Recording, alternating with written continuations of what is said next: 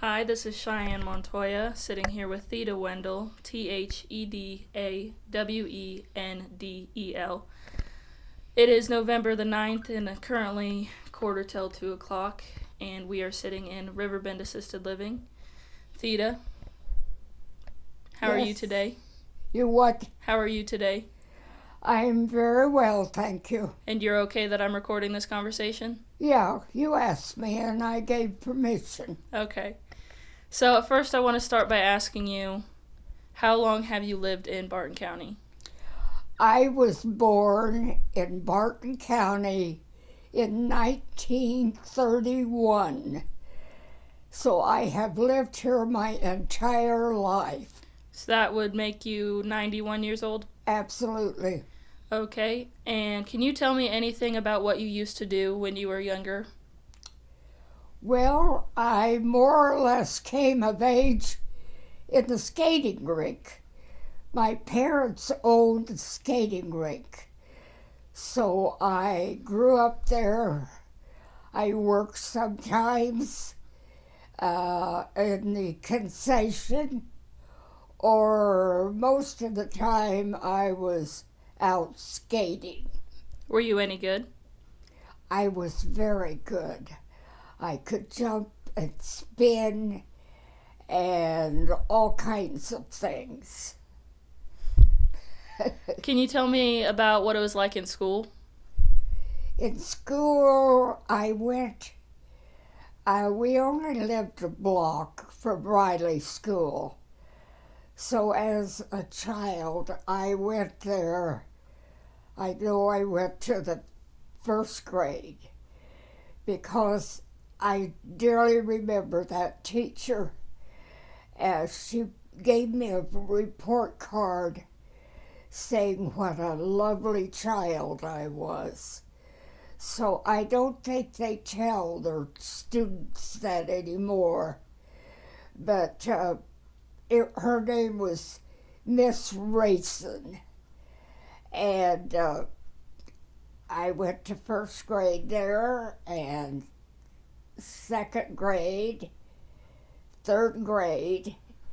Then I went up to St. Rose School for the fourth, fifth. I guess I went there to the eighth grade at St. Rose. We were taught by the nuns, and they were very good, and they were very good disciplinarians. So you didn't try anything with them. You behaved yourself. And then when I graduated from the eighth grade, I moved on to Great Bend High School, and I went there for 4 years and graduated. And then I went to Kansas State University.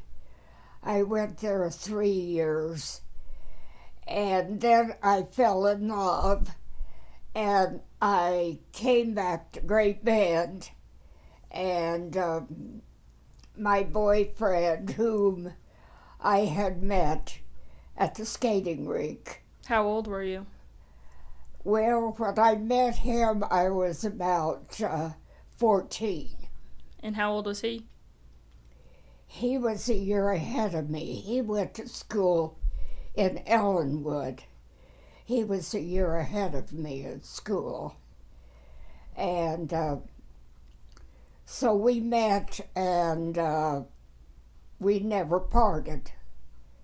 We were together over 70 years. And I miss him still. He's been gone 2 years. Jerry. Jerry. So after you finished college at K-State, correct? What did you decide to do? Or what did you actually go to college for? Let's start with that. I was in the School of Home Economics, but I had absolutely no desire to teach. So I came back and I went to work in the drafting room for Halliburton. They sent a gentleman out from their headquarters in Duncan, Oklahoma, to teach me how to read and calculate drill stem tests. And I did that. And then following that, I moved on over and was in the drafting room for drill stem testing. And I was there. We had a drafting room that at one point in the heyday of the oil boom, I was the supervisor, and I had 8 people working under me. And I was there for 36 years, and then I retired. And I was home then, and Jerry didn't retire. That was in 1986. And then he didn't retire till 19,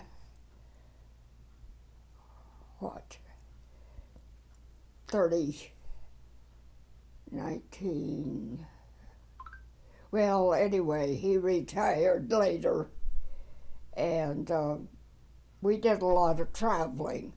Do you have a favorite location that you guys went to, or a favorite activity you guys did together?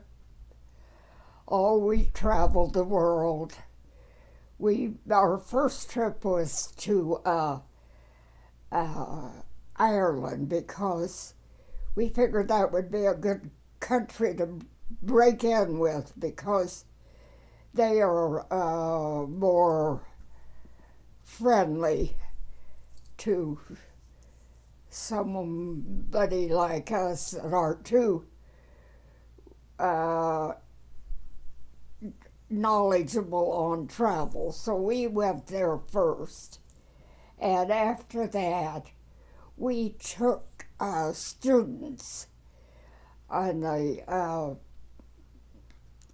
this international student exchange. They were for what was the name of that? But anyhow, we were chaperones for students to travel to Europe. And our first trip to Europe with the students was to England and Scotland. And then we took the shuttle boat over to France. And then the next year we took another group, and we flew into Brussels, Belgium, and toured that area and flew down to Spain.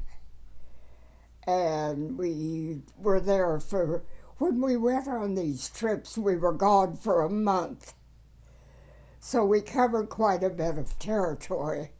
When we were in Scotland, I'm backing up a little bit, we went to the University of St. Andrews. And in St. Andrews, we took many courses in, I took dancing, and let's see, what else? We played golf. I took golf lessons at St. Andrews. And then every year when we took a group, we were in class for various things for a couple of weeks. We were in Paris, and we had this group of about 30 kids. And when we were in Paris, we gave them a map and turned them loose in Paris with expectation to be back to where we were at 5 o'clock. And believe it or not, they all got back. I wasn't sure that any of them would come back. You thought you were going to lose them? I was scared to death of losing them. That's funny. I'm going to backtrack a little bit, back to when you were in the United States. Yeah. So, focusing on your time in Barton County, what made you want to come back to Great Bend other than Jerry? Anything at all? Not really. I never had any desire to leave here. My family was here. My parents. I had a sister. And also, we owned the skating rink, so I had a job there and to help my folks. And then I got my job with Halliburton, and I never really had any desire to leave Barton County. And also my dad was sheriff of Barton County. So part of this time we lived in the county jail.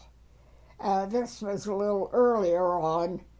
My mother cooked for the jail while Dad was sheriff, and I went to school. I walked to high school from there, and I just never had any desire to ever go anyplace else.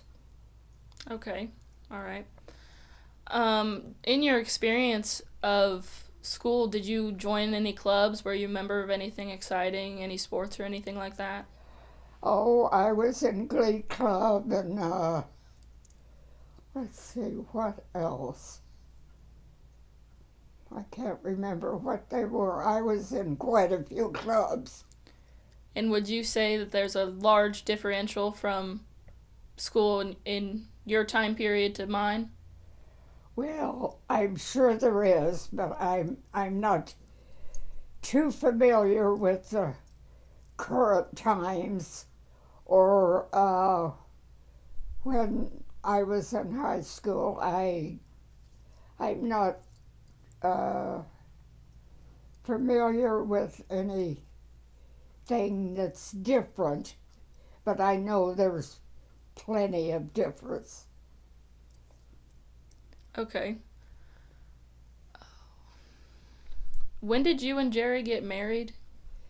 We got married in 1957. 57. We built a house. We built our house, which I still have, out on North Washington. And I was working for Halliburton, and he went to work for the power company. He started out, well, when he was in high school, he worked for an electrician. So he learned the trade. As a matter of fact, he wired or assisted wiring the Lutheran Church in Ellenwood. And then he learned a trade, and then he went to work for Western Power. That was the name of the power company here in Great Bend. He went to work there as a lineman, and that was a good job, but it was one of those things when I needed him most at home. He was out working, getting somebody else's lines up. We weren't first on the line to get back to get our power back. So he worked for them as a lineman, and he climbed up the poles and that sort of thing. And then he moved along in the company till he retired as the manager of the company. Okay. And that was 42 years later. And I had been with Halliburton for 36 years. Mm-hmm.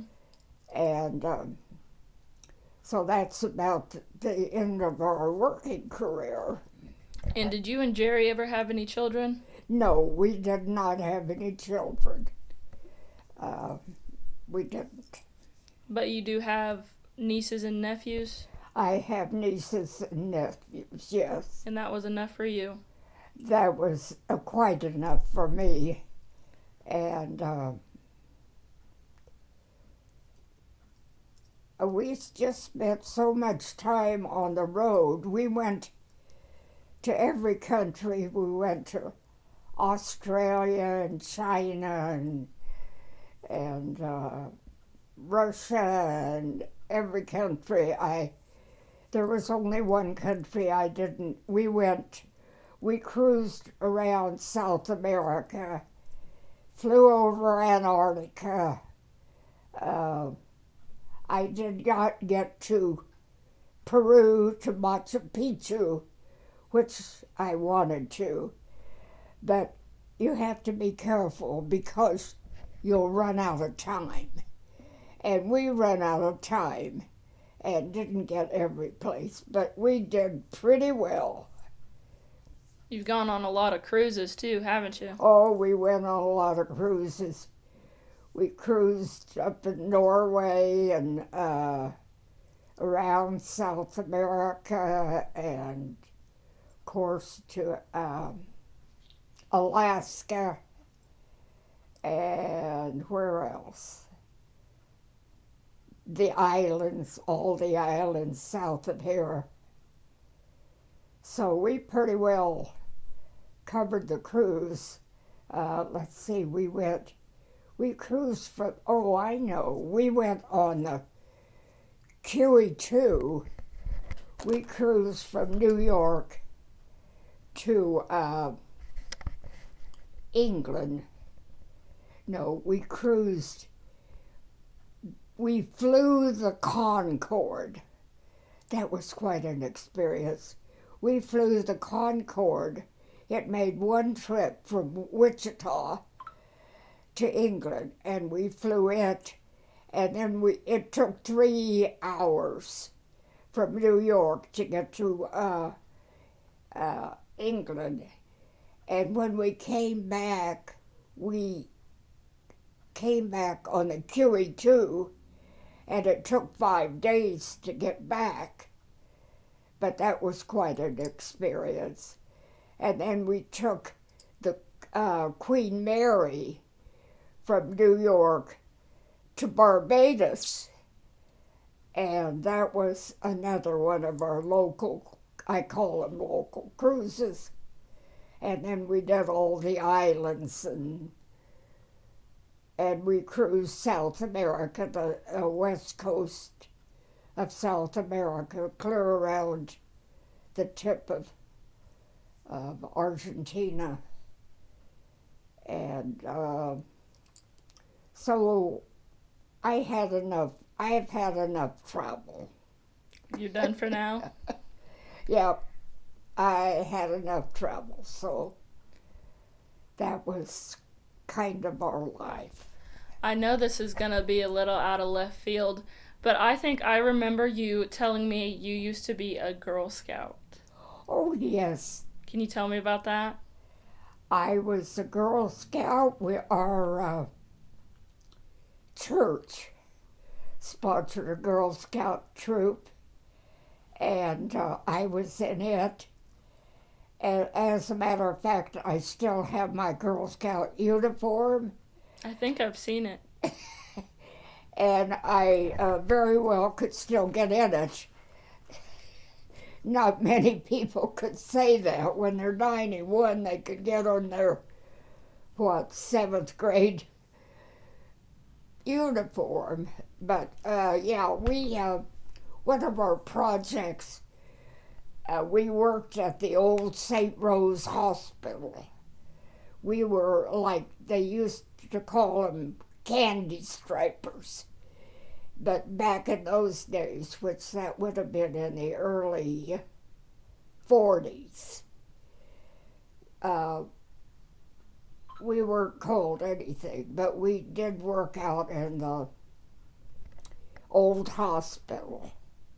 And we polished, I remember polishing silver. I don't think it was silver, but we polished something. And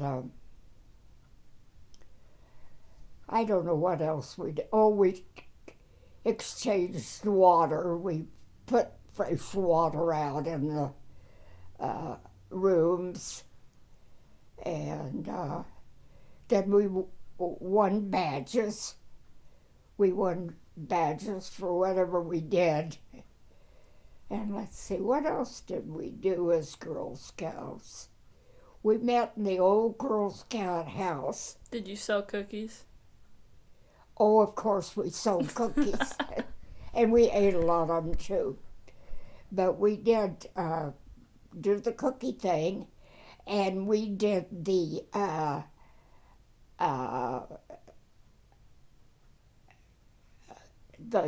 flowers,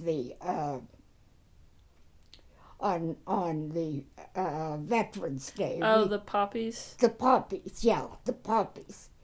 We sold poppies. As a matter of fact, I was out selling poppies when the news came that President Roosevelt had passed away. That was on a poppy day, and I don't know what year that was, but it was before your time. And yeah, we did a lot of projects. We were in the Girl Scouts. Yep. Can you tell me of any time that you felt that you would have felt was hard for you back in that time period compared to what we have today? Something that made life a little bit more difficult for you? I really don't know of anything. I'm sure there was, but at the time, you didn't know it. Just like growing up in the 40s and 30s, actually.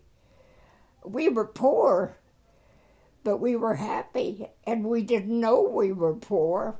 Because everyone else was poor around you? Everybody else didn't have anything. We had plenty to eat, and my dad always had a job, and I didn't realize we were poor, but now I look back, I think, gee, how do we make it? But we had everything we needed. That's all that matters. And everybody was happy, and I look back on those as that we lived in the best of times. Those were good times, happy times. And we always took a little vacation. We had a Model A, and we would go out, drive out. We would drive at night because they didn't have air conditioners back then. And we would drive out to my aunt and uncle that lived out in the boondocks in Colorado. And they lived in a little shack. And it was a shack. It had dirt floors. Oh, really? And we would go out there, and that was our vacation. And they had lambs and goats, and it was more fun. I loved to go out there. And nowadays, why, people wouldn't even think of going and spending a night in a house with a dirt floor and animals running around. But we didn't know it wasn't kosher, so it was happy times. So considering it was all that you knew, you didn't know that there could be any better. You were content with what you had. I'm not sure there was any better back then. I'm sure there was, but I didn't know it. I didn't care. I was happy. So you didn't worry about anything. You knew you were gonna Get fed. get fed, yeah. And we went to church every Sunday, and we were very religious, and that makes a world of difference in how you look at things. Do you think that people take religion as more of a joke now? Do people what? Take religion more as a suggestion rather than a mandatory thing? Yeah, people, I think nowadays, people have turned their back on religion and on God, and they will never be truly happy. You have to love God, and you have to obey Him and look forward to the day, as I do now. I look forward to the day I will be with Him in heaven, and I know my husband is waiting for me, and that keeps me going. Okay. Well, I think that's all the questions I have for you. Do you have any questions for me?